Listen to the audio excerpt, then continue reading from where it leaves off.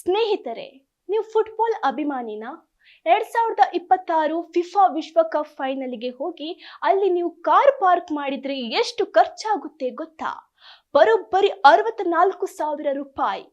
ಅಂದ್ರೆ ಈ ಹಣದಲ್ಲಿ ನೀವು 9 IPL ಫೈನಲ್ ಮ್ಯಾಚ್ ನೋಡಬಹುದು. ಹಾಗಾದ್ರೆ ಈ ಸುದ್ದಿ ಕೇಳಿದ್ರೆ ನಿಮ್ಮ ತಲೆ ತಿರುಗೋದಂತೂ ಗ್ಯಾರಂಟಿ. ಟಿಕೆಟ್ ಬೆಲೆಯಂತೂ ಆಕಾಶದಲ್ಲಿದೆ. ಒಂದು ಪ್ರೀಮಿಯಂ ಟಿಕೆಟ್ ಬೆಲೆ ಬರೋಬ್ಬರಿ 10.2 ಲಕ್ಷ ರೂಪಾಯಿ.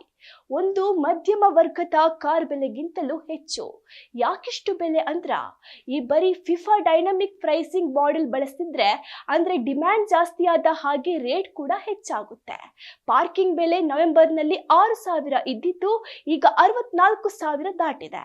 ಅಮೆರಿಕದ ಕೆಲವು ಸ್ಟೇಡಿಯಂಗಳಲ್ಲಿ ಸಾರ್ವಜನಿಕ ಸಾರಿಗೆ ಸೌಲಭ್ಯ ಕಡಿಮೆ ಇರೋದ್ರಿಂದ ಪಾರ್ಕಿಂಗ್ಗೆ ಇಷ್ಟೊಂದು ಡಿಮ್ಯಾಂಡ್ ಬಂದಿದೆ.